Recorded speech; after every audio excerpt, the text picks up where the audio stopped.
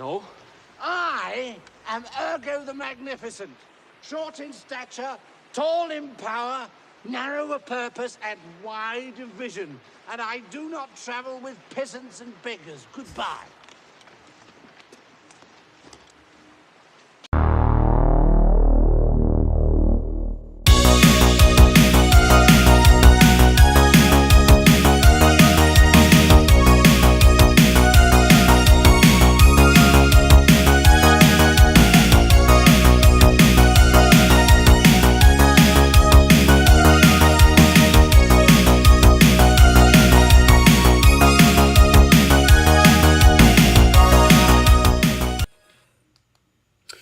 Welcome back to The Average. Last time we were dodging trolls and magic acorns in Nelwyn Village, but tonight we're taking our Sword and Sorcery series to a whole different planet.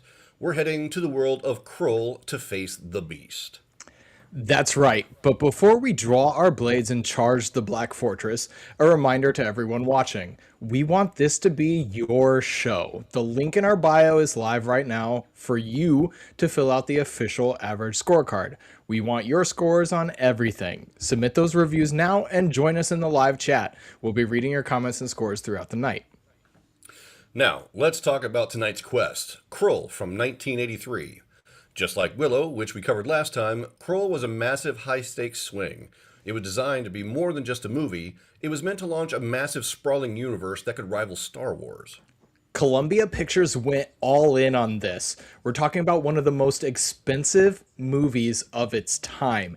It cost roughly $30 million in 1983. For perspective, Return of the Jedi, released the same year, cost $32 million. So, they built massive practical sets that took up nearly every soundstage at Pinewood Studios, including the famous 007 stage.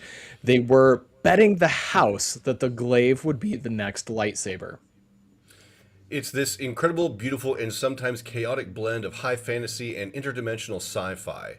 You've got knights on fire mares, a shifting fortress that teleports every morning, and a young Liam Neeson and Robbie Coltrane as part of a fantasy heist crew. This is peak 80s ambition.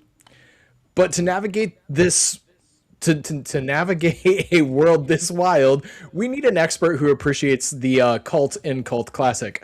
We are thrilled to welcome back Ricky from the nightclub. The last episode we recorded with him was recorded almost a year ago, but you heard it in 13 Nights of Halloween. So Ricky, it's been too long. Welcome back. It has, guys. I'm here from Granite Mountain. I'm ready to find Howl's Moving Castle and kick the shit out of some Cobra Commander looking ass fucking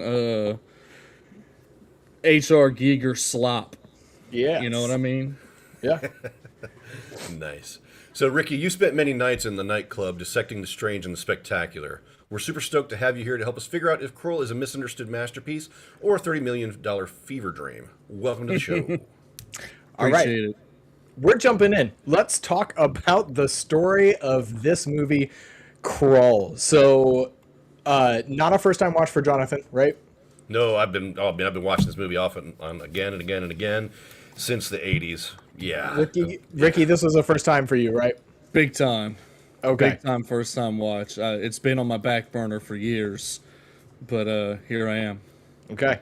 This was a second time watch, and it's like I enjoyed it so much the first time that they released the 4K remaster of it late last year, I believe, and I made sure to pick it up because I really enjoyed it the first time. So spoiler alert for my scores, I enjoyed this movie. But let's get into breaking it down category by category as we normally do. So the story for Krull. This is one of the areas that I'm going to tell you right now, I'm being pretty critical on the story for Krull. And this is, you know, as we're talking, Krull, it sounds a lot like crawl. C-R-A-W-L. So just so you know, we're talking K-R-U-L-L. Krull. It's different. It is a typical hero's journey. And it's a save the princess hero's journey. That's what it is. I don't know. It's got the magic MacGuffin in the glaive that you got to get to go save the princess and the big bad that you got to defeat. I think where this movie or story shines is the unique world. Oh yeah, definitely. Yeah, just off of like initial feelings, you know, right away, I'd say the world building and the score and the locations and the set design, things like that, are definitely the strongest points of this film. Oh, we will get into James Horner's score for sure. Yeah. For sure. Yeah. So, Jonathan, what are your thoughts on the story? This is one that, like, I don't think there's as much here to pick apart as there is in Willow. There's a lot more going on in Willow. It definitely feels like Willow was trying to give us a lot more world building in the first movie. This movie feels like, hey, we're going to tell you what you need to know to understand this story, nothing else. Like, we're just plopped in on it. Yeah, so I mean, it starts out with the narration of what's going on in the world of Krull and what's brought us to where the movie starts. You've got the beast, an otherworldly entity who's evil, who's come to take over the planet and to steal Princess Lissa and make her his. You know, it kind of reminds me a little bit, like, because the whole promise thing about how, like, Cohen's gonna save her, they're gonna rule the planet, and then their son will one day rule the galaxy. Kind of like gives like a slight Dune vibes a little bit. You know, I'm not sure if you guys catch that, but to me it seems like there's a little bit of similarity there in that. But the rest of it seems kind of original for what it is after the fact of that. You've got a great cast of characters. They go through all their different hardships. It's like all unique stuff. Each person has like their own specific journey that they have to go through. You know, the Cyclops, you know, already knows his fate, so he just does what he has to do until he gets to that point where he knows it's his end.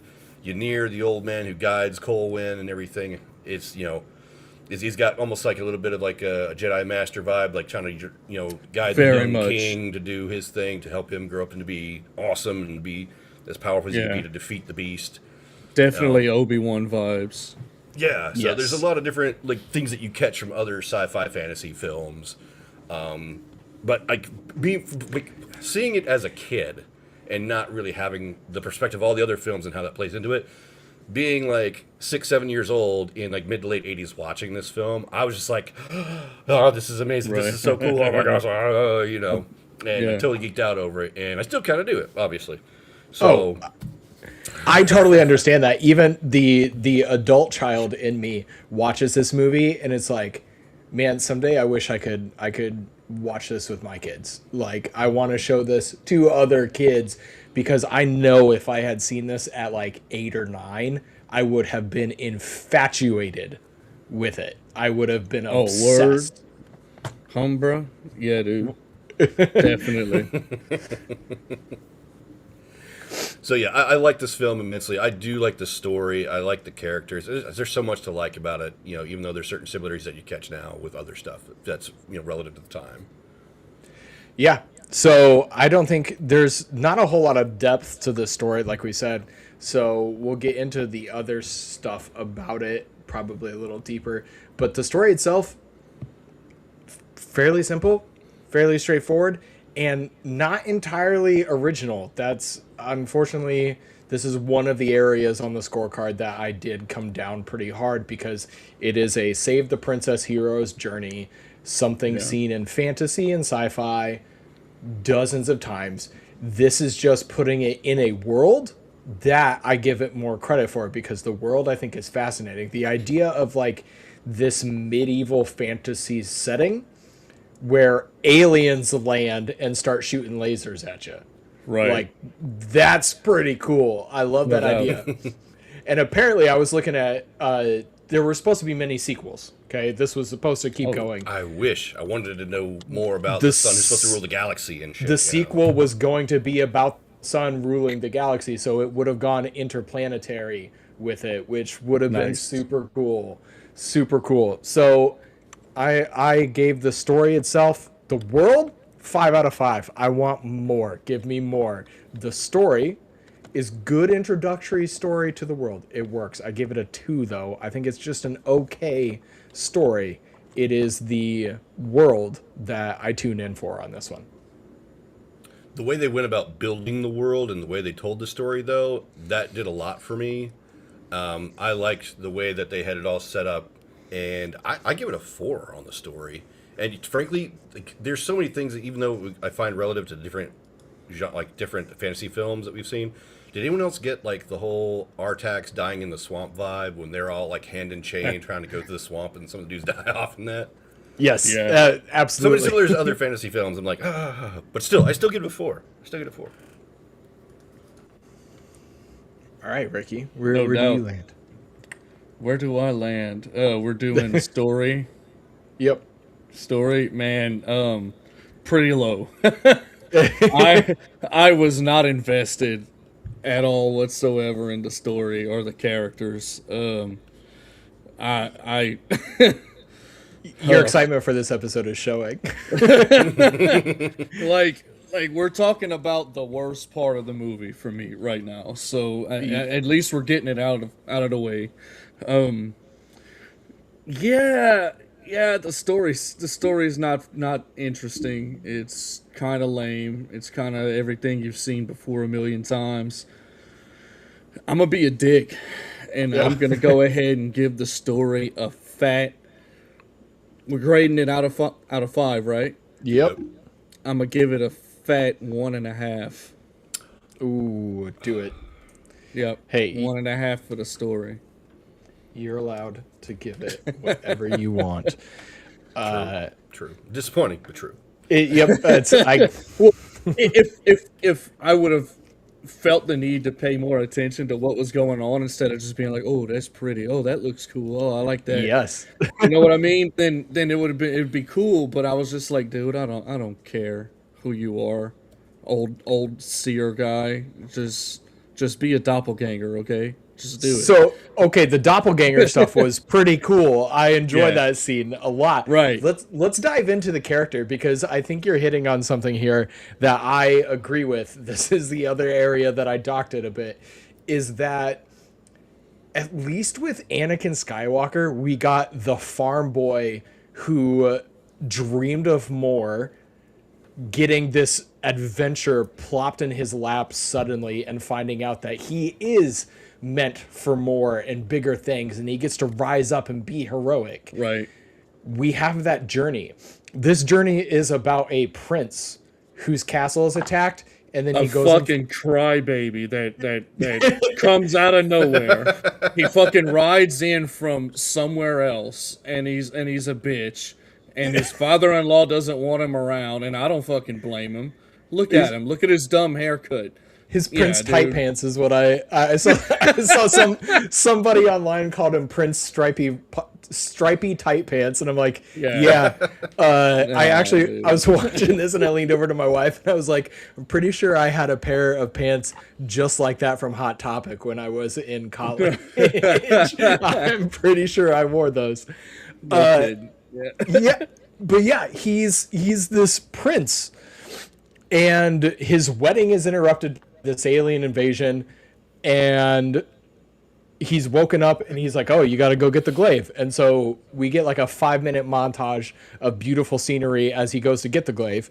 He reaches into the puddle, he gets the glaive, and then the rest of the movie is journeying to save the princess. I never got a ton of growth for him. I wanted to see that, like I said, that Luke Skywalker, like, trajectory. And not even, he doesn't have to start off as a peasant farmer. But where are the moments where, like, he rises up and is kingly and makes kingly decisions and takes command?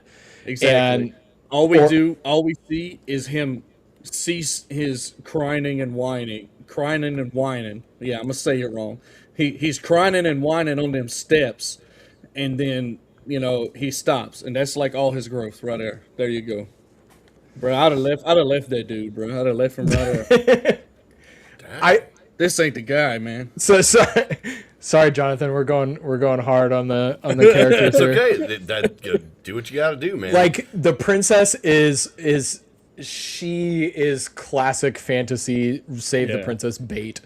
Just sitting in the captured and just like and then we get some weird trippy scenes with her. Some of them are pretty cool. Yeah. Like when she's in that red eye, that's pretty cool looking stuff. I have no idea what it's about, but it's pretty cool. Some cool like metaphysical cosmic crap going on, which I dig. I was like, okay, yeah. Yeah. Plus, she's cute, so you know she gets a pass. She can act bad all she wants. I don't care. She look good. Yep. And okay. My biggest complaint about this, which reflects on my score greatly, is that this whole time he's told he needs the glaive to stop the beast. Yeah. Right. Okay.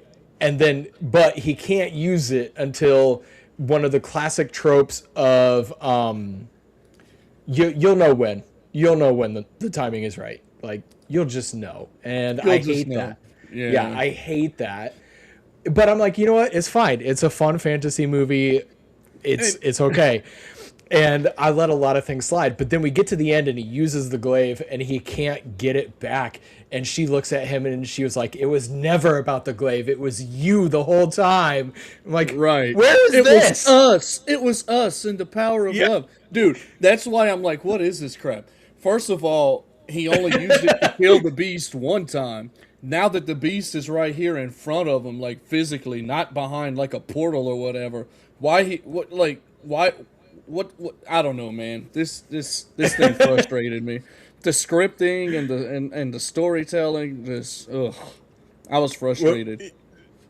Yeah. So my ultimate reflection of the character arc score is going to be on how the journey doesn't really show his growth, and that it was really him and the princess and they just needed to love each other the whole time. And I didn't feel like it was all that compelling of a story arc. Never mind the fact, sorry to cut you off, but never mind the fact that they met yesterday. Okay? They met yesterday and he's a big crybaby. Why does this chick love him? Anyway, whatever.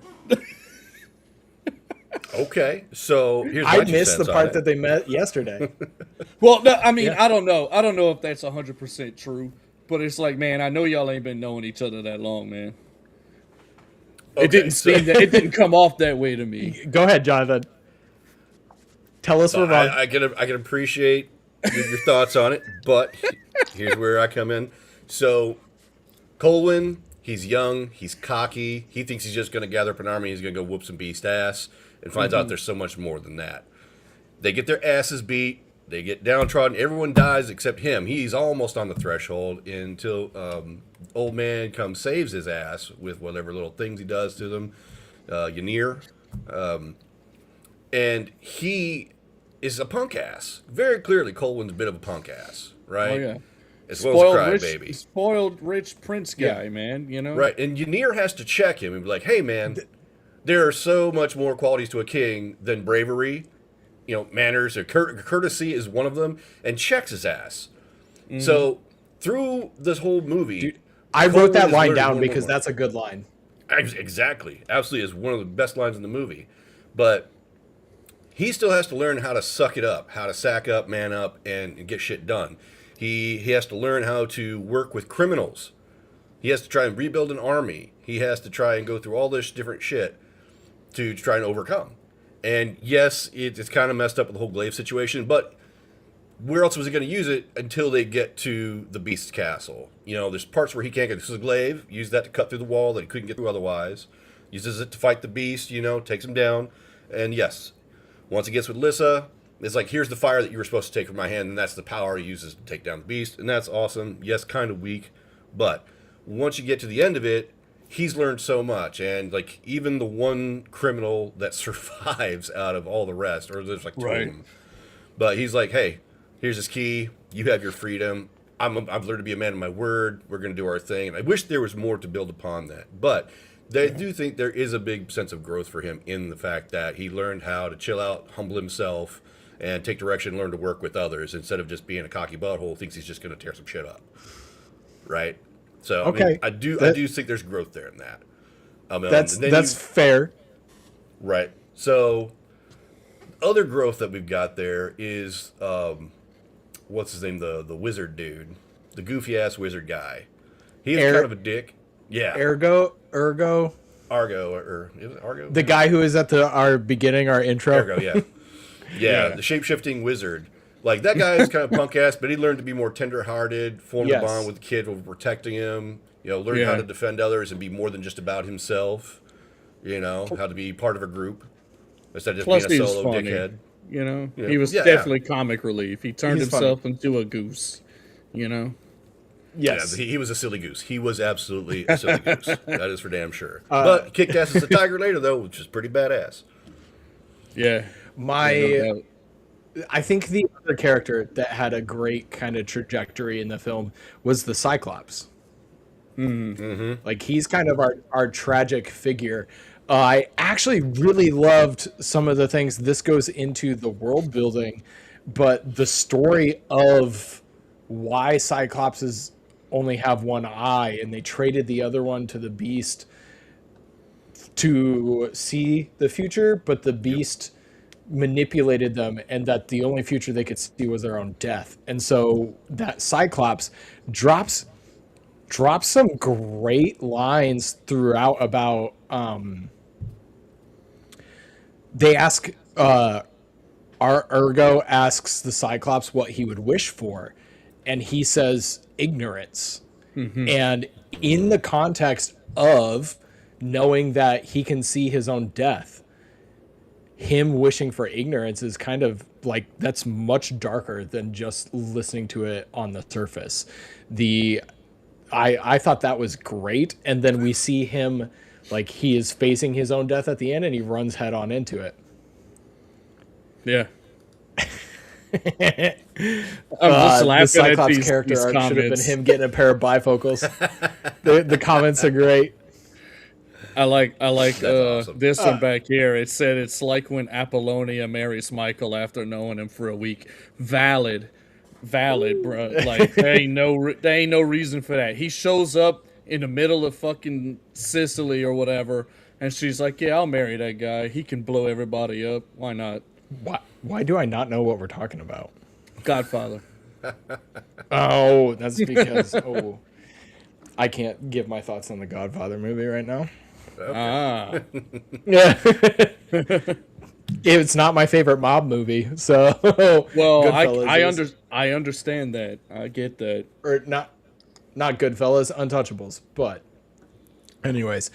Yeah, so if I'm scoring the character arc, I'm sorry it's so low, but I don't think the character arc is why I watched this movie. It doesn't really do a ton for me. I gave the character arc a 1. Ooh. Yeah, sorry. What about you, Ricky? What do you score? I find the characters are pretty interesting, but I agree that they don't develop much, and I find myself wanting to know more about most of them. Unfortunately, the stuff that we get from them, aside from the Cyclops, which is pretty cool, I feel like it's lackluster. I'm gonna go ahead and give her a 2. I'm gonna give her a 2. Okay. Well, like I said, you know how much I like this movie, so I'm giving it a 4 on the character.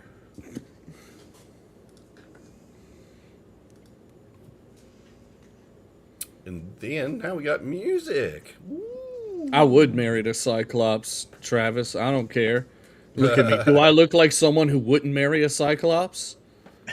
You saying I won't marry a Cyclops, bro? I'll prove you wrong. I'll marry him twice in Baghdad. Oh, shit. Evans got a 1.5. Skeletron's got a... Is that Skeletron score, or are they echoing Ricky? That's the 2 question. out of 5. Yeah, I'm not sure. Okay. All right, then. Yeah, music. So, as Jonathan said, music. The James Horner score on this is... Boy. It's fantastic. Fire. Like, we just watched Willow, which he also did the score for that movie. Nice. And it's great in that movie. I think this is better than Willow's. I think this score is better, much better, actually, than Willow's. It is beautiful. It is epic. I'm here for this score. You can definitely yeah, this guy would go on to compose Braveheart. Like, I get it. Yeah, I mean, Yep. right. Get out of here, man. I mean, it's corner, he's bro. got chops. It's fantastic. The one thing I put in my notes about the music itself is like the quicksand scene.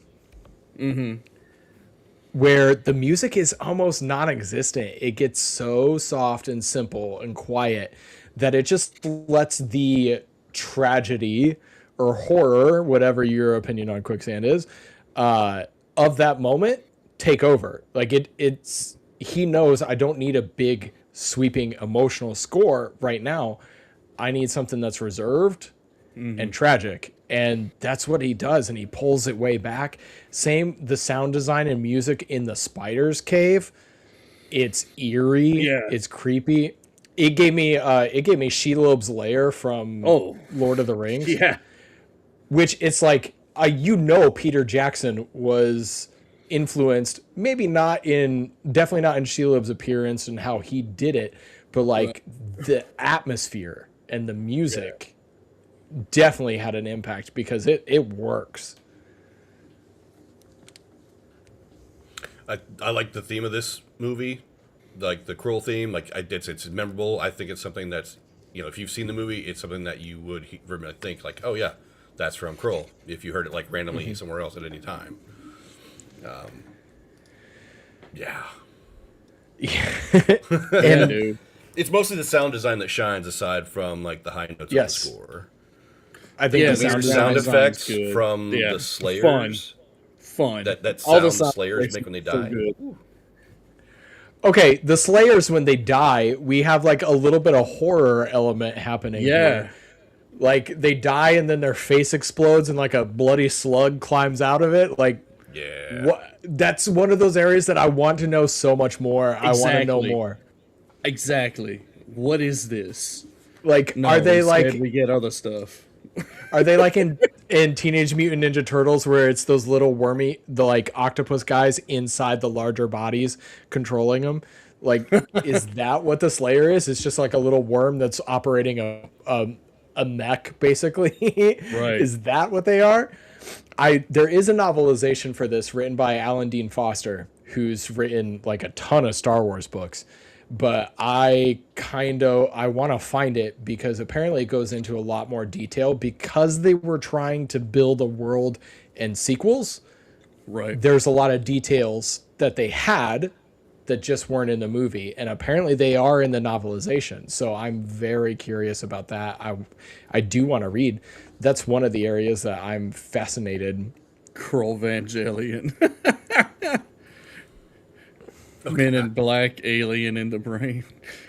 That's one of the reasons I want to read the novelization of Phantasm, because apparently there's background and lore in there that doesn't appear in any of the movies, and that gets me super hard.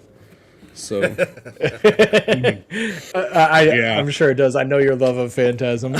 yeah, man. So we don't have to keep harping on music and sound design. Bad pun. No, good stuff. On the music and sound design, we can go ahead and score it. I scored the music and sound design a 4.5. I think the music, especially, is one of the high points of this film. Can we do like 0.1s? So like if I Sure. wanted to give it a 4.9, could I do that? I'll do it. I can Okay. edit anything afterwards. So Because check this out. Most of the music was like amazing, and like I'm sure if I hear it, I'll be like, I recognize that. I know that. That's from a movie.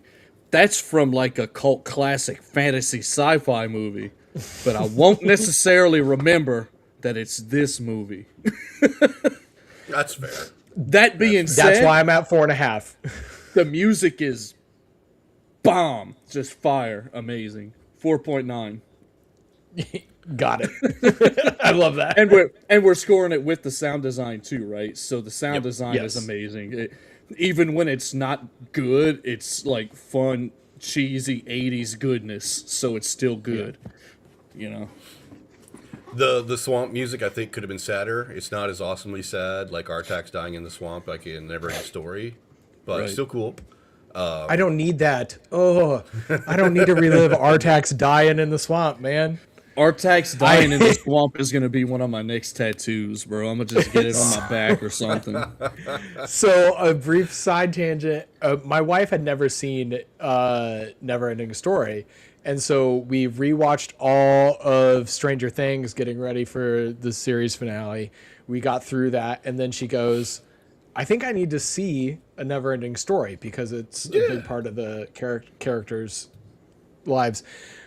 So we watched it.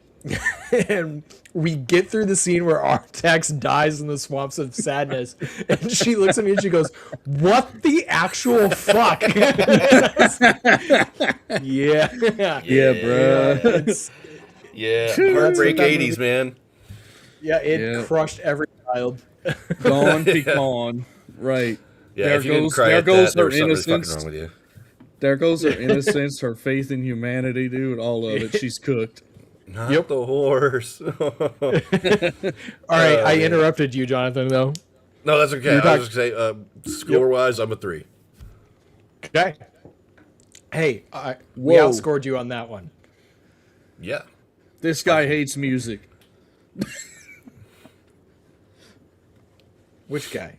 Talking about me. Jonathan. Oh. Yeah. Okay.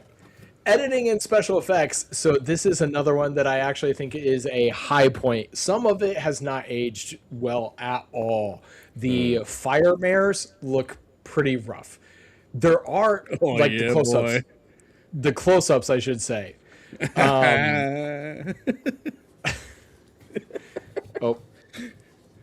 But the close-ups of them riding the fire mares don't look too good. And then, but when we pull back and we see like that scene where the fire mares leap the chasm and they're like flying, that looks nice. It looks pretty good. There's tons of epic scenery shots that look fantastic that I'm going, okay, they used a helicopter, sure, for some of this, but Exactly, but it looks like drone shots, dog. yeah. Straight up. Some of it is so steady.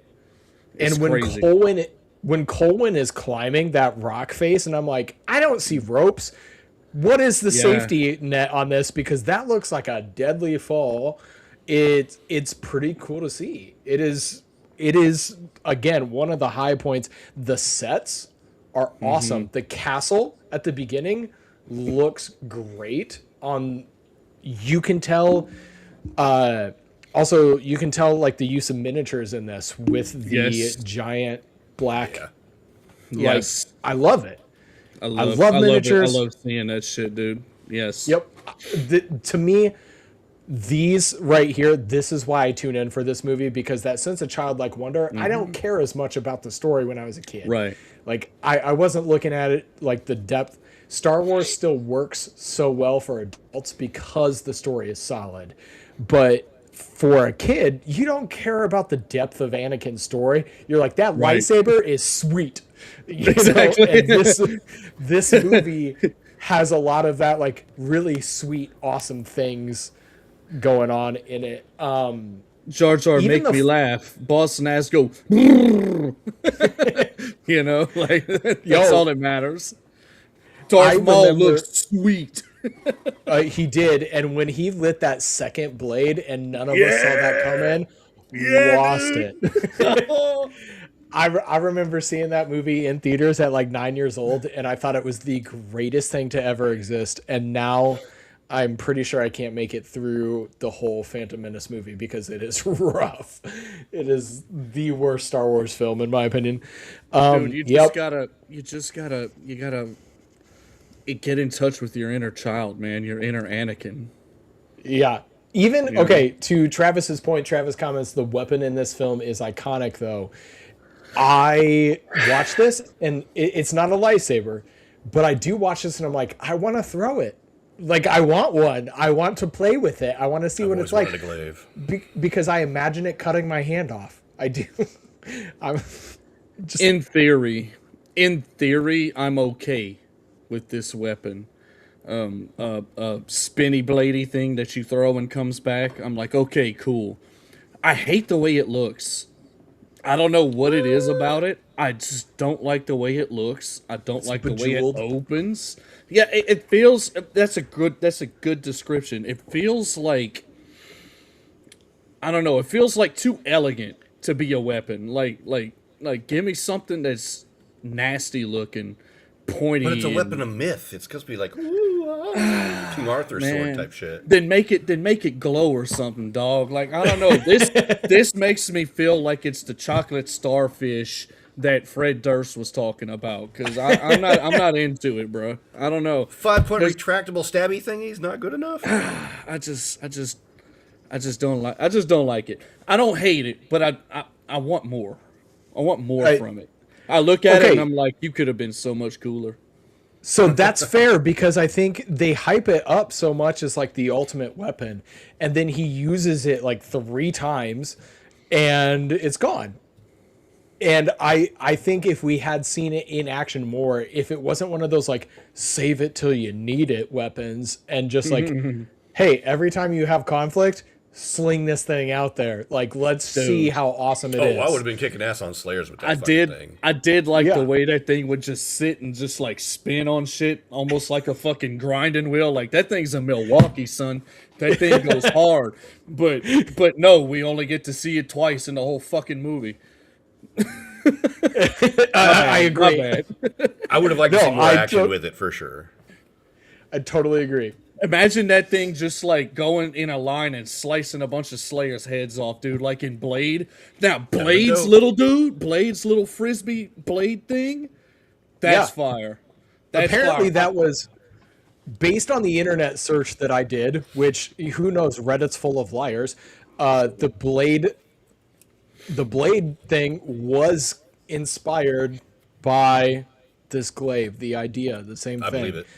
So Okay. Look, Travis, the he other- said, I gotta go, bro. He said, this Ricky guy gotta go. I figured you'd like the epic fidget spinner. Bro, Right.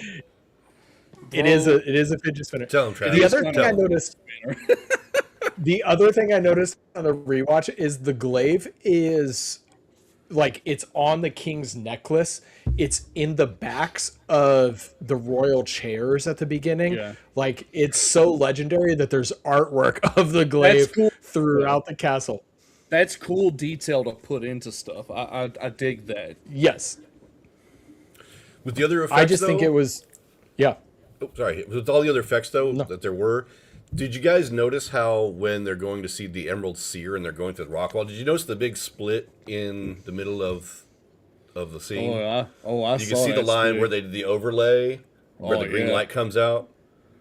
There's like a line that goes through the entire screen from where they did the cutoff to do the overlays for it. Really? So I wonder.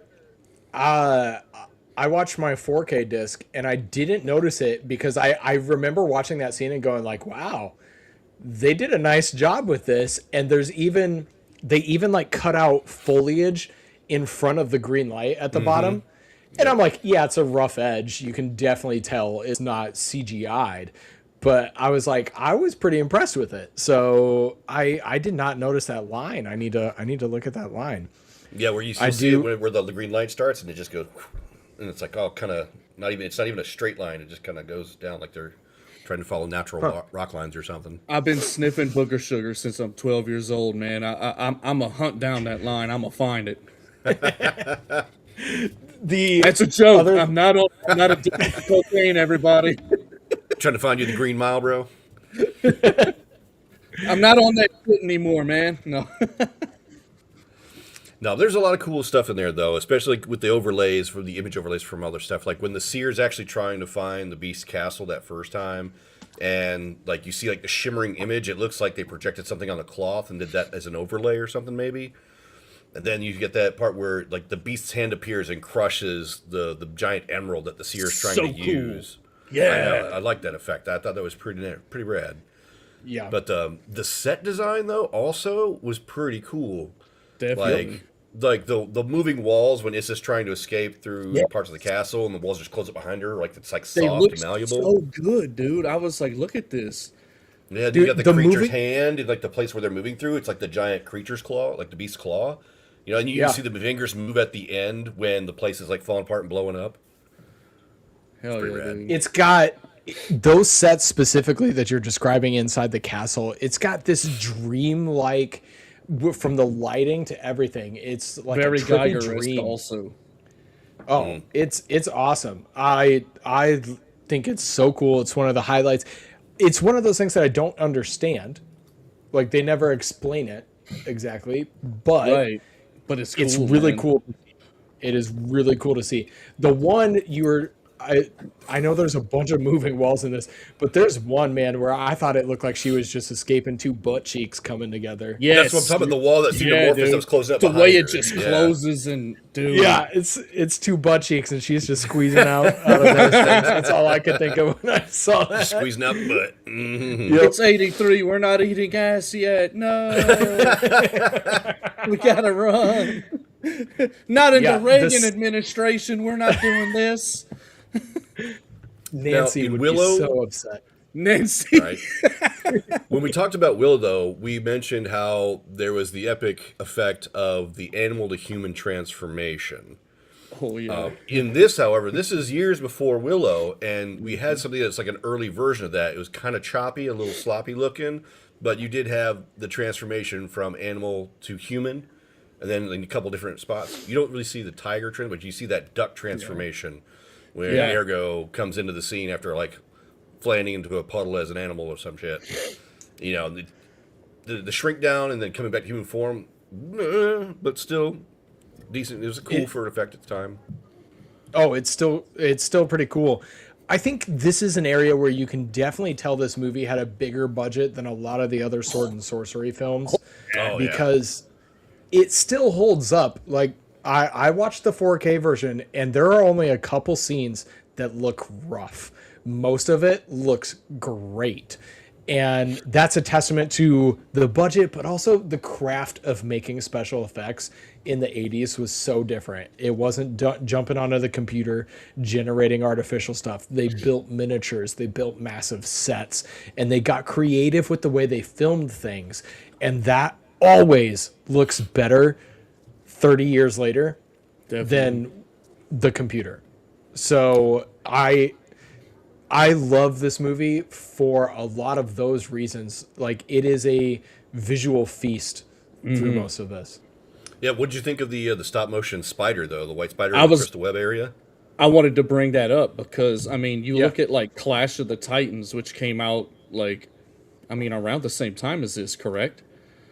I think Clash of Titans are earlier, like Earlier? 60. 2 70 years, something? 80.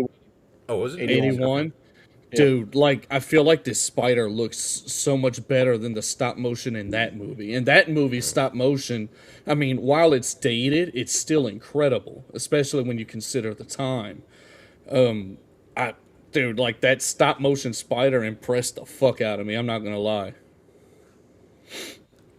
I was kind of hoping you'd get it, like, right at the end. I was gonna honestly, get close and try to until attack him. you mentioned that it was stop motion, I didn't realize it was. I thought they filmed a legitimate spider and did that. Dang. Hey, So, dude. like, Tim I got thought got. because it looks Dude, very it real. moves so fluid, dude. Yeah. The only time it looks kind of janky is when it's going down the web, like crawling Yep. down the screen. That's the only they time it use- looks kind of janky.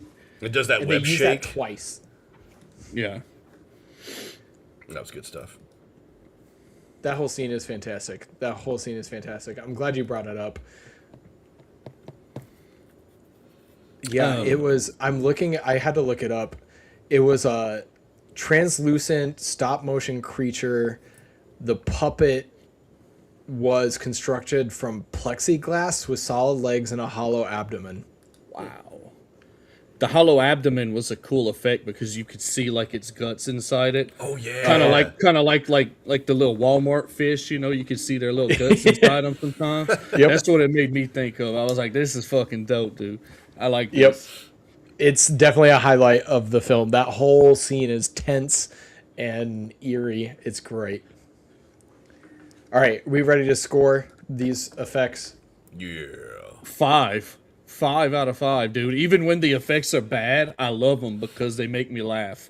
5 out of 5. The effects are incredible. That's fair. I'm a 4. And the set design too, dude. Like the set designs. Set design impeccable. was sweet. And even when it's kind of goofy looking, like with the squarish spires on the castle while they're climbing, like I could tell that's a set, but I don't care because I still love it. You know, Yeah. it's great. Yeah. I'm a 4. Okay. Yeah. Okay. I can live with that. Jonathan, did you give yours? Oh yeah, I'm a 4. Not only can I live with that, I can marry it. I can go to bed with it every night, dude. I can go to the retirement home with it when she can't take care of herself no more, and neither can I. You know. All right. It's very noble of you. I appreciate it. Yeah. Thanks. All right. Travis is recapping for us. Yes, 445. So, because I did get that glitch again where I can't hear Jonathan. But Son of a bitch. See, you're back now. It's so much fun. I love it. Oh, you can hear me. All right. Great. All right. Let's get into the script. This was Ricky. You had some issues with the script, you said. It's just so much like dog. This movie's 2 hours long. It don't need to be. I'm sorry. It don't need to be, bro. The story is way too simple. There's a lot of beautiful footage of scenery where the camera is stationary. And Yes. I'm looking at it and I'm like, okay, all right, what next? But what next? And it's still showing me that, and I'm like, it's pretty, but what next? There's just too many times like that, and I feel like that kind of hurts the flow. It kind of hurts the what you call that, the pacing. Kind of irks me a little bit. So, trim them seconds up, man. It counts, dude. Like, this movie's 2 hours long. It don't need to be, dog. Like, it's not the Lord of the Rings, dude. It don't need 2 hours, cousin. There are multiple moments where I'm not sure what they're doing. Like, how did we get here? What's going on? And the script doesn't really do a great job of explaining that. The script was written by Stanford Sherman, who most of his work was in TV. He wrote 18 episodes of the Adam West Batman TV series. Wow. Nice. Yeah. So 18 episodes of that. He wrote Krull, The Man Who Wasn't There, and the last thing he wrote was Ice Pirates. So nothing tremendous. Ice Pirates is dope, dude. Have y'all seen Ice Pirates? I haven't, but I want to It's now. fire, dude. Okay. Well, yeah, I feel like because I loop script in with pacing, I'm gonna go ahead and I'm gonna be kind of a limp noodle, and I'm gonna give it a 2.5. Right down the middle, neutral. Okay. Because I really like some of the dialogue, Yes. but some of the pacing, some of the ways that it feels so aimless at times. It's like, what are we doing, bro? Where's the excitement? Where's the adventure? You know what I mean?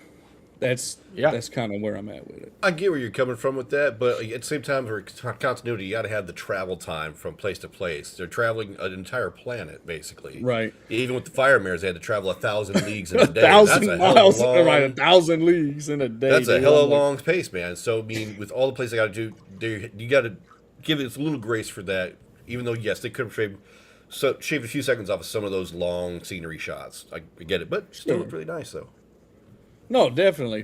That's why I'm not being hard on it. I'm kind of just giving it a neutral score. It had stuff I like. It had stuff I don't. You know, I don't want to be too hard. I was already hard on it in the beginning. I do think the travel stuff is something that really, like, it's a staple of the genre for sword and sorcery. No like, doubt. you want that journey. You want to see, oh, we're going through mountains now. I Oh, want we're to in a see desert. Conan Oh. and his little Asian partner running through the desert and the mountains with no shirts on. Okay, I want to see Yes. that. All right. That's part of the story. That's what we're here for. So the script itself, I have to give it some credit because I love some of the dialogue. Like you said, Ricky, I Yeah. love some of the dialogue. Especially Like Prince the Colwyn. Cyclops. Yeah, the Cyclops. There's a couple stuff here. I wrote down some great lines that I liked.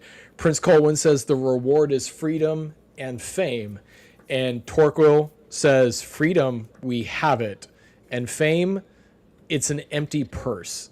Count it, go broke, eat it, go hungry, seek it, Yeah. go mad. Hell Like, So good. fantastic line. Let me see where a couple of the other ones I have. Oh, I don't know the dude's name, but when we're in the glass spider situation and the dude is confronting his former Ynir. wife. Yeah. When he's confronting his former wife and she goes, since I could not kill you, my rage needed a victim. Oh, yeah. Talking yeah, about kid. murdering her own son. Like, that is a chilling line. That And line she's- gave Yeah. And she's gorgeous, and she was Paul Atreides' mom in the original Dune. I just want to point that yeah. out. She's dope. I love her. Oh, This yeah. role is Holy amazing for her. Yeah, dude, she's got those eyes. I just dude. made a She connection looks- in my face. Oh, man. or Yeah, brain. dude. Oh, man. She's great. Oh, yeah. I was happy to see her. Yeah. Hell yeah. I'm trying to find some of the others. I laughed at early on the father tells Princess Lissa, good fighters make bad husbands. That was it. Yeah. What does that mean, cuz? Like, what is that? Like, Does that mean they're wife beaters, dude? Like, that's a like, hard insinuation. what do you think? He's Because gonna cut her head off? I still liked it. I still liked it. But It's yes, funny. Yeah. yeah, as we said, it's not a perfect script. It's definitely got some pacing issues, some issues about I don't understand necessarily why things always happen. It's not super clear. And it's something that maybe on more rewatches I'll understand, but on my first watch, I'm not picking up on it. So I give it a 3. I am a 3 as well. Oh, Okay. yeah, okay. Hey. We're all pretty close. Yep, we're all right there. All right. So then we have the acting. So I actually think the acting in this movie is better than it has any right to be. Yeah. Really? Okay. No doubt. Like, I can't fault any of the actors in this film. I think they're pretty solid across the board.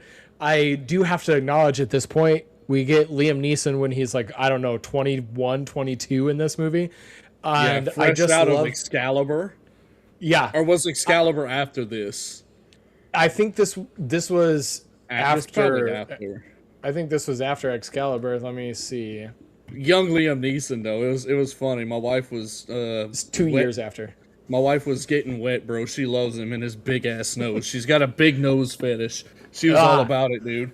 She was like, Well- "Oh, look, young Liam Neeson." Well, and then we find out that he has 8 wives, 7 or 8 wives Yeah. across the land. Right. And then he sits down with one of them later, and he's like, "I'm always faithful. I'm so faithful." Yeah, And, he I just said- love that joke. What did he say? It was like "faithful is my middle name" or something like that. Mm-hmm. And they called her Petal, like a rose petal. It's fantastic. Yeah, he I was love his great. character. And then Ergo. You people, I feel like everybody should know who Ergo is. I've seen him in so many things, but I can't remember. I can't what they picture were. him, and I But didn't know look I've seen it him up, in Doug. stuff.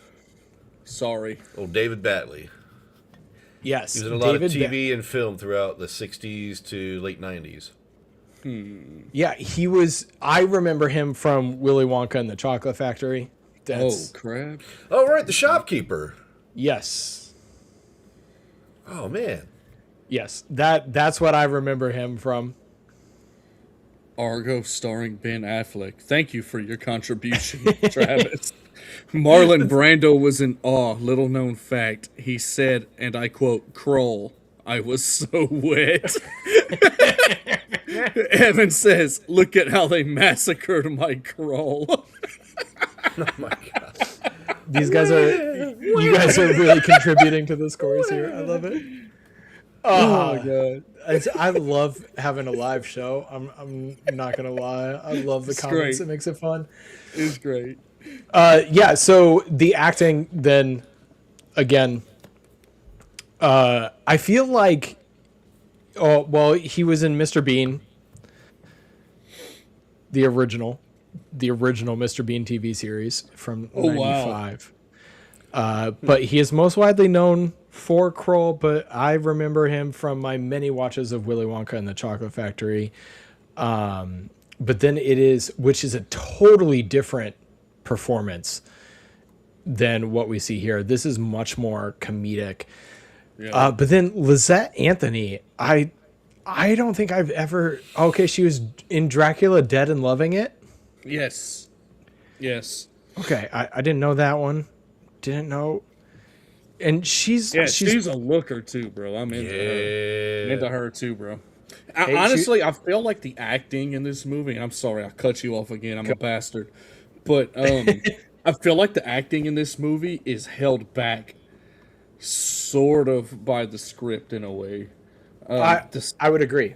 The script is so 50-50, dude. Like, it's just like, dude, like, of course it's going to be lame. Look at how she's written as a character.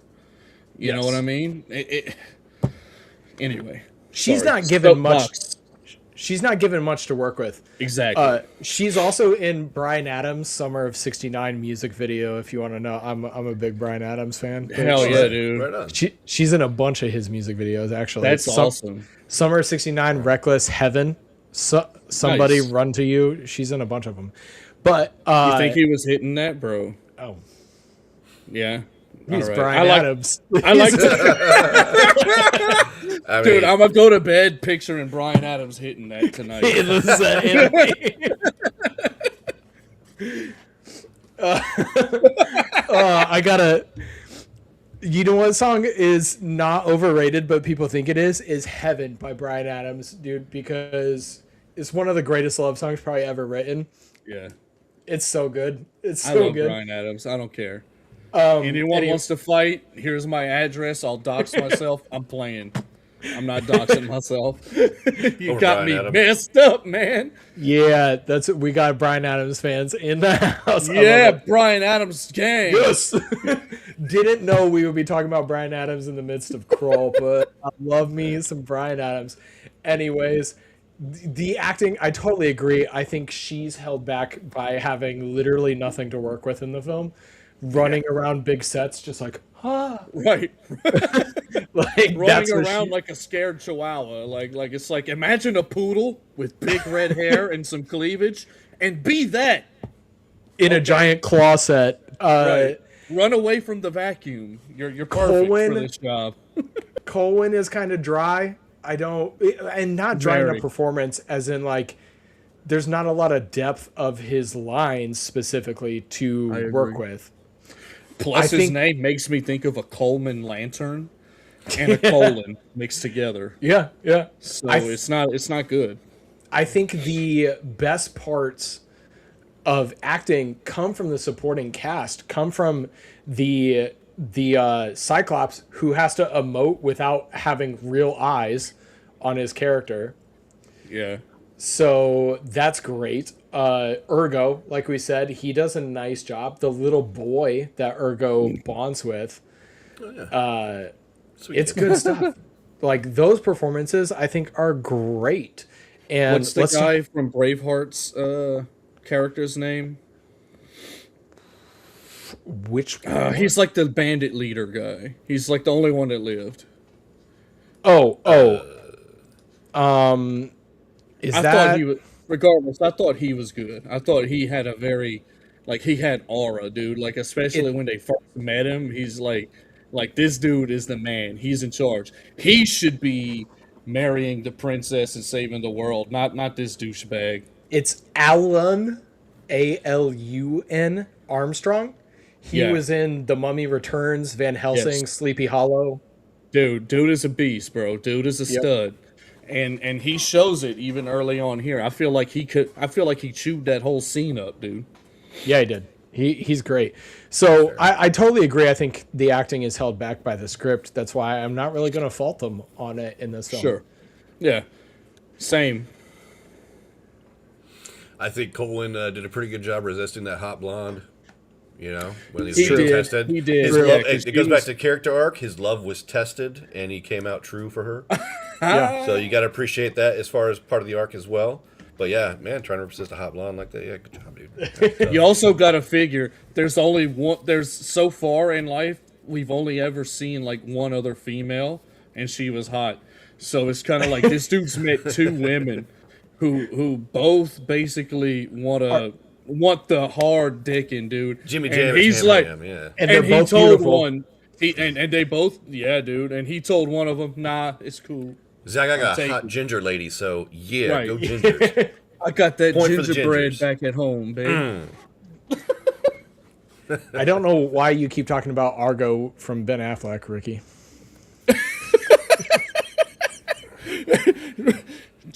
What do you mean, Travis? Why is Ben Affleck talked about in the chat so much? So I give the acting a 4. I give it a 4. I think they do a great job with what they have. That was a 3. I second that motion. I'll give it a 4. Okay, and Jonathan was 3. So direction then. I mean, I've kind of hit on a lot of it already. I think it's sweeping and epic, and dare I say, I'm scared of the reaction to this. I think Peter Yates is a better director than George Lucas is. I do. Ho ho. So I'm sure there's some feedback. What? What's that? What? Huh? Huh?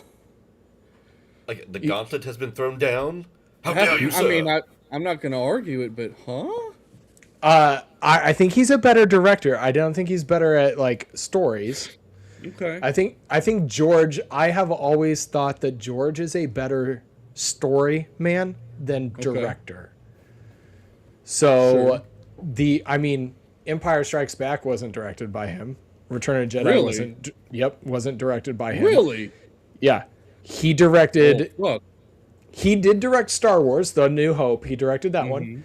And then he directed, I believe he directed all the prequels. Oh, Lord. But- Okay. Empire You're building a case now. Uh-huh, dude. exactly. Oh, holy crap. Exactly. But The best Empire's- ones weren't made but weren't directed by him? No. So Empire Strikes Back was directed by Irvin Kershner. Oh, wow. Okay. So that's kind of where I make my case. Like the strongest Star Wars movies were not directed, exception of the first Star Wars, I would say, Right. which was a passion project, and then he passes it on to a different director for the sequel. So Right. I think he's got great stories. I think this movie, as a first entry, I think it's really well directed. I do agree there's some pacing issues and some confusion, but I think like the idea to go big works with this story. It looks good. I feel like it's an established world. I'm looking at like, hey, this is definitely these movies, Willow, Krull, this Sword and Sorcery time period definitely influenced Peter Jackson bringing Middle Earth to life. and you can see that in just the scope of what they were trying to do. And so I gotta give the director credit here, and I gotta give credit for having some of what I think is the most fun sword and sorcery bloodless action in these movies. Like, we're not talking the R-rated Conans and Deathstalkers and all that. Yeah, dude. Like That's shit, though. in the PG realm of family friendly sword and sorcery, this has some of the most fun fight scenes and action sequences. Have you guys ever seen Hawk the Slayer? Maybe. It's on my list because after this one, I was looking at it and heard it's great. I need to be here when you talk about Hawk the Slayer. Okay. It's amazing. We'll I add have not up. seen this. All the best and the worst ways possible. It's Jack amazing. Palance. We need to get Look, Travis is freaking out. Look, tell him he can't be there for it. Tell him. Look, Denied. Tim says Tim and Jonathan's denied you, bro. They said you can't. I think it'd be great to have you both on once. Dude, We've always had you separated. Bribe me with some We ham. could be cutting up. Hell yeah. Come on over, baby. Come on Make it over. fun. We gonna be cutting up, listening to some medieval funky disco music. Okay, that's what the score's doing. I'm telling you, Hawk the Slayer is the shit. Okay, I just watched I'm gonna leave it Sold. there. I just watched a little trailer where the sword like on Tubi. reverses into his grip. So Yeah, dude. Look at the way the elf guy shoots his bow, dude. Like, it's obvious that they're just like cutting it and like putting it there again. So it's like do do do do do, like he's shooting a machine gun. It's the best, dude. It's so great. all right, so next year we're gonna do the Sword and Sorcery Part 2, so we can Yeah, get. bruh. There's plenty of Put it. it on the list. There you Hawk go. the Slayer, dude. 10 out of 10. Spoilers. All right, did we all score it? No, not yet. No, No, direction. I didn't. You guys have your comments. I'll go ahead and give direction. I'll give it a 4.5. I think I liked what I saw for the most part. I feel like most of the problems were with the script, not the direction. So I'll give it that. If we're counting like cinematography in direction, then yeah, this is like near perfect. I mean, just the scenery, the way stuff is shot in interesting ways to make up for the fact that, you know, story. like the story or the budgetary, not budgetary, but like the limits on the effects of the time and stuff. Like, talking about the way they managed to get that shot of the walls closing behind my girl, dude, like that genuinely impressed the fuck out of me. Yeah, I'm gonna go ahead and give it a 4.5. I thought it was good. Good shit. I liked a lot of that with what you guys already said, but like, man, that fight scene with the beast though at the end, I thought maybe could have been shot a bit better. And like, even especially the part where he comes back the second time, all stuck with the glaive, and like they're doing the fire thing, the overlays of the rocks, it kind of like blocks what you're supposed to see of the beast getting his ass kicked, and that kind of bothered me a bit.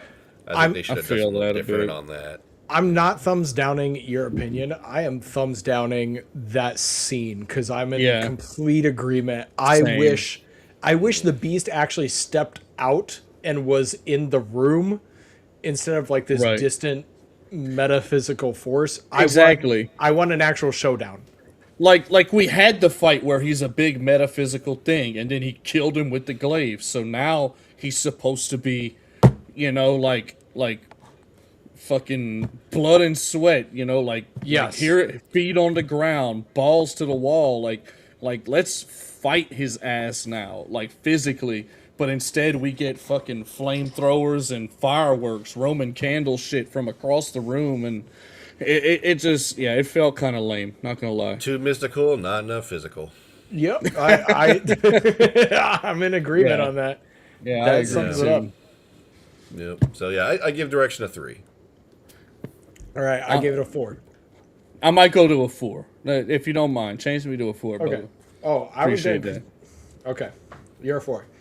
All right, so the it factor and cultural significance. This is one that's rough for this movie. This movie failed to make back half of its budget at the box office.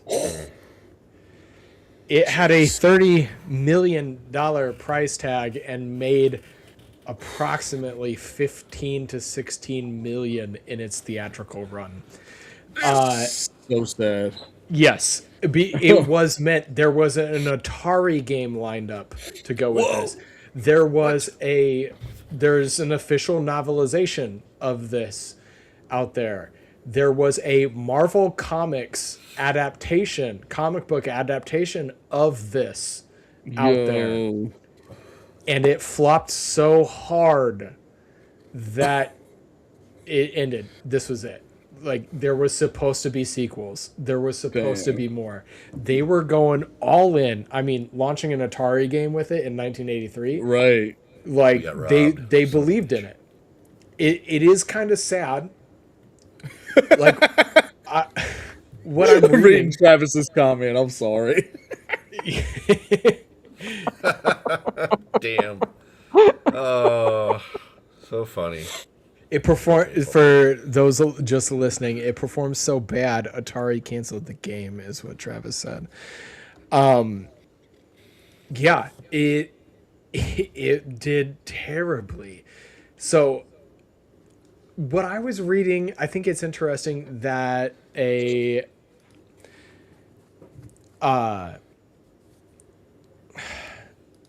world didn't really know how to take the sci-fi fantasy aspect of it. Right. They didn't know what to do with the meshing of the two. And I'm like, I love that about it. I think that's what makes this movie so unique. Yeah. Dude. Yeah. You don't see a lot of sword and sorcery with laser beams and teleporting and literal aliens invading. Right. I think that's cool, but the article that I was reading was mentioning that specifically at this time, there'd been so many sword and sorcery movies already. 70s had a bunch of them. Early 80s had, like, Hawk the Slayer, you mentioned, predated this by 2 years. By 3 years, actually. Star Wars predated this by almost the first one, many years. It's just, at this point, they would think it was kind of oversaturation. It would be like trying to launch a new superhero universe right now. Yeah. When superhero movies are struggling to make billions like they used to. So what I was reading is that has a lot to do with it. I think it's unfortunate. Many people who said they saw this movie in theaters, from what I saw online, the people who saw it in theaters and grew up with this movie loved it. They said they saw it 3 or 4 times in theaters, and it was huge to them. And I could easily see myself, if I had had that opportunity, oh, no doubt, I would have been the same. If I'd have seen this as a kid, dude, I would be like, this Ricky guy, he don't know what the hell he's talking about. This movie's amazing. Nostalgia would blind me, dude, straight up. Yep. Travis commented, "It sucks that this movie didn't do good, but it is respected by fans of the genre and adjacent genres." And it is. In my reading, I also saw that, like, the Russo brothers, widely known for their Avengers films, love this movie and have talked about rebooting it. What? Oh. So I don't know about that, because the only good movies they've made are Marvel movies. Everything else they've made has been kind of crap. So I don't know how good it would be, but there's that. It's intriguing. Yeah. Say the least. Somebody else, let me see if I can find it. Somebody else mentioned that they were also, widely influenced by this movie, and I'll see if I can find that in my notes, but we can go ahead and... Yeah, I just think it's unfortunate, because I do think this movie is a lot of fun, and unfortunately the cultural significance of it really, really killed it. Yeah. J.J. Abrams. J.J. Abrams was attached to produce a reboot for Warner Brothers. Well, hopefully after the Russo brothers and J.J. Abrams remake this, they can go ahead and remake Howard the Duck 2 and make it amazing. Oh, hey. Yeah, that'd be a great idea. I actually, for sure. I want James Gunn to remake Howard the Duck because he teased that is one. Be saucier. Okay. Yes, so that is one that like I actually. James Gunn has a niche that he's really good at. Sure, yeah. I liked Superman. I don't think it's his best film. I think he's better with those slightly edgy movies. Yeah. And Howard the Duck, he could make a R-rated, edgy. He could make it a 10, dude. Dude, it could be a 10. Not the kind, man. Yeah, dude. Duck Pool. Dude, Duck Pool, what? He could make that movie a ton of fun. So I agree. Yes, I love this. Dirtfish, Mr. Lens Flare himself. Yes, J.J. Abrams remakes Krull and puts lens flares everywhere. When that thing starts spinning, it's just going to be lens flares constantly, dude. It's going to give everyone seizures and epilepsy, dude, and diabetes. It's gonna give you so many lens flares it will give you epilepsy. Brutal. Dude, straight up, Travis, James Gunn Superman, 10 out of fucking 10, bro. That movie touched my heart through my butt, dude, straight up. I agree. I got teary-eyed at that movie. I enjoyed that movie a lot. So it's the other things he's done that I don't like. Peacemaker ended so horribly. It ended bad? Oh, man. Dude, I was enjoying the first couple of episodes a lot. The finale was like the man. The finale was garbage. Anyways, you guys, cultural significance. What do you think, dude? Like, it's a cult classic, but that's it, right? I mean, unless we count the fact that it's a $30 million flop to matter. I don't know. Well, most people from my age group, that grew up in the 80s and 90s, as teenagers, like, most of those people know Krull, I think. Most people that are in my age group know who that movie is. I don't know about younger groups, but there's always seems to have some significance there, so it's not too bad, but you guys have already pretty much brought up all the points, so for me it's just a 2. I'd be okay giving it a 2 since it's a cult classic. And it's, like, if you Google, because I've done this, sci-fi, fantasy, hybrid movies, this is coming up, straight up. That's how I know. That's why it ended up on my watch list, because I was really into fucking Dune and 40K and all this sci-fi fantasy mashup. So I'm comfortable giving him a 2. And you finally got to view it. It's been on your list for a while, and you finally got to view it. For years, dude. For years and years.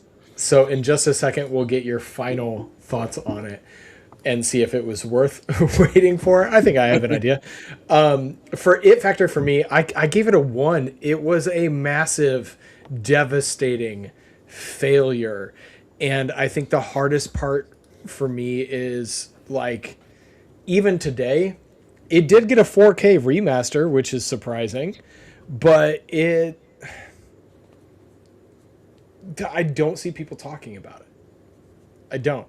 And most of the people are like, oh, I revisited this movie from my childhood. That's the kind of people who are talking about it. Yeah. And I do want to bring it to people's attention because I saw it for the first time probably a year or two ago, and I really enjoyed it. And it was definitely more of a childlike wonder sense, not watching this going like, dude, this is quality, holds up like next to Lord of the Rings. It's not that. I mean, hey, Peter Jackson's got that fucking dog in him. What you gonna do, bro? No, I watch this and I go, this is gateway sci-fi, gateway fantasy. This is perfect for bringing up young kids on. Exactly. Like, that's what this is. So, let's then do our enjoyment out of 10 and our final thoughts, and then I will get us our average and get us out of here. So, Ricky, as our guest, do you want to go first?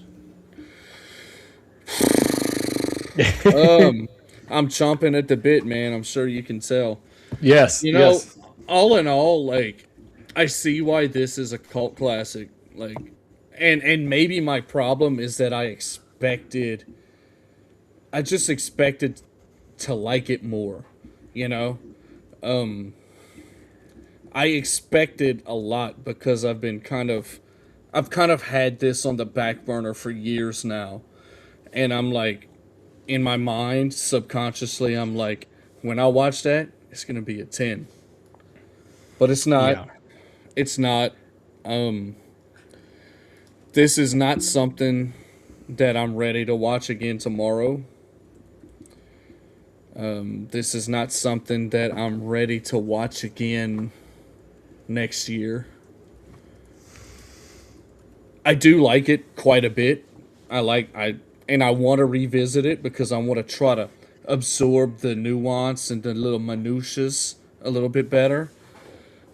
But I'm gonna go ahead and give this 6.5 out of 10 enjoyment. Ready. Right on. I think you should revisit it. By the way, I'm just saying. Yeah. I will. should. I'm just, I'm giving it like 6.5. No, I'm not at a 7. I Nope, like that's it, fine. but I'm disappointed. I'm disappointed in it. I'm not mad. I'm not angry. Listen, son, you're just not winning. If you were winning, I would love you more. But I'm not angry. I'm disappointed. So you want to cover it for the nightclub, right? Travis doesn't want to. I'll do it. I'll poop all over Mr. Yates or whatever his name is. Oh, don't poop on Mr. Yates. Oh goodness. Unless that's his thing. I don't know. I mean, maybe he's into it. I mean, I'm not one to judge. he's in Hollywood. Who knows? Yeah, that's right. All right, Jonathan, you wanna give yours? Man, like I say, it's amazing 80s family friendly fantasy. You don't have to worry about your kids being a certain age to watch it. There's like so little gore to it, aside from what you see from like the things breaking out of the skulls. Dude, it's so something dope. anyone can watch with their kids and get them hooked on fantasy early and not be Yes. like all crazy or traumatic necessarily. So, anytime it's been on TV, I usually leave it on. It's something I would prefer watching over other stuff if there's nothing else to watch. Don't mind watching it time and time again. I'm an 8. Hell Okay. yeah, dude. I'm also right there at an 8. Even I will say my second watch, which is the watch I had last night, I enjoyed it way more than the first time. So the first time I watched it, I was like, that was better than I expected because I didn't know anything about it going in the first time. And I thought it was going to be like a low budget, schlocky, really rough sword and sorcery film. And so I watched it and I was impressed and I liked it. Like Hawk And the then- Slayer. Y'all need Hawk the Slayer in your lives. Yeah, fellas, I'm telling probably. you. Bro, And it's so so then- fire. So then I watched this. Have you seen Deathstalker 2? Hell yeah, dude. Dude, that movie's Yeah, so I've seen that bad. It is so love bad. It's Deathstalker movies, dude. I'm in. it's so Let's great. do It's it. so bad. I think that's kind of what I was expecting out of this. And then I watched it and I was like, no, this actually is a ton of fun. It makes me feel like a kid and I like it. So I definitely think repeated watches help with this film. And it's definitely watch it with childlike wonder because that's the best way to enjoy it. Don't dig too deep. Even things that are there that you want to dig deep about, we never got any of the sequels to explain it, so you don't need to. Just look at it at the surface and have a good time. I gave it an 8 out of 8 or 8 out of 10 for the enjoyment factor as well. So that brings our total scores. Jonathan, you have yours? I am a total of 34. I am a total of 31.5. And don't worry, Ricky, I added yours up. Yeah, thanks, man. That's Yep. my. You see, this is my fucking guy, audience. Just so you know. And I don't know how, but Ricky's score is higher than mine. I was a 31.5. Damn. Ricky's is a 32.4. I'm from the nightclub. We're used to giving everything 10s. So when I'm mildly disappointed, it's still higher than like everyone else's score. I don't know what to tell you, dude. Well, that Plus, brings... I went. Plus, there you go. Good point, Travis. I went to school in Mamou, Louisiana. Dog, math is not my strong suit. You heard me? Well, I just messed up the math on this. Hold on. Uh-oh. Because somehow I ended up with a score that was lower than all three of what we did, which is... Don't ask me. I work at a finance company. All right. So our official average is 32.6 out of 50, which would be... that would round up to 3.5 stars out of 5. And I do think 3.5 stars out of 5 is an appropriate response to this film. I think it's a solid 3.5 stars out of 5. I think you'll enjoy your time. So, Jonathan, I did put our outro script in there if you Yes, sir. got that open. Okay. The big bad chat, evil thanks for guy hanging is out. math. That last comment, the big bad evil guy is maths. Yeah, I agree. Yeah. They just call him the Beast in this film. The Beast. Right. His character design was so cool. Yeah. I love his design. That's why I wish he had actually like come out in the flesh dude. and fought so we could see gross and more of creepy that looking. costume. Yeah. Anyways, Tim, you're yeah. from Mamou now, according to Travis. What's that? That's where we grew up. Oh, okay. In Louisiana. Yeah, because you Okay. fumbled the math. Yeah. Oh, yes. That's what it is. You grew up in Mamou, Central Louisiana. Yeah. My wife is a math teacher, and there's yeah. Perfect, dude. Sure, I let her do it all. Smart man. Smart man. Yep. All right, so there it is. The Glaive is officially landed. Looking at these final numbers, it's clear that while the narrative might be as thin as spider silk in some places, the fun of Krull is undeniable. Absolutely. It's not a perfect film. The pacing stumbles and the dialogue can be as stiff as a Slayer's armor, but it is a ton of fun. It really is. It's the ultimate gateway film. If you're trying to show someone why we love 80s cinema, the practical sets, the creature makeup, and that massive James Horner score, this is the movie you put on. It's an ambitious, weird, interdimensional swing that we just don't see anymore. We cannot thank you enough for being here, Ricky. So why don't you go ahead, plug what you do, where people can find you, all that good stuff. Take a moment. Okay, so I'm Rick. I'm part of the Nightclub podcast. You can follow us on social medias, basically all of them. You can follow me personally on some of the social medias, such as the Facebook and the Instagram. You should check out the Nightclub. We're retarded. Definitely. We're dumb, and we have a lot of fun. A ton of fun. That's our MO, man. You know what I mean? Like that's what we're about. So check us out. We got stuff coming up. It's a lot of fun, and I'm not gonna say too much about it because Travis is looking at me with his little emote eyes over there. So I don't want to say the wrong thing, and I'm gonna shut the fuck up. Oh, and thanks for having me. Absolutely. So everyone make sure you are following Ricky and Travis and the guys over at the Nightclub podcast. You've heard, we just had Travis on a couple episodes ago. We've had Ricky on. Always a great time. We've been on a couple of their episodes, but definitely go check them out. And to our live chat, thank you for the energy tonight. Super awesome, you guys. You're the reason this is the final average. But our quest through the Sword and Sorcery series is not over yet. We have faced the trolls of the Motherworld and the slayers of Krull, and next time we're heading to Eternia for a battle over Castle Grayskull. Yes. That's right. In 2 weeks, we're reviewing the 1987 cult classic, Masters of the Universe. And we won't be traveling to the center of the universe alone. We are thrilled to announce that our friend David from Journey with a Cinephile will be joining us in the booth. So get your power swords ready and head to the link in our bio to grab the scorecard for the Masters of the Universe early. We'll see you right back here in 2 weeks for more magic and cosmic battles and 80s synth. I'm Jonathan.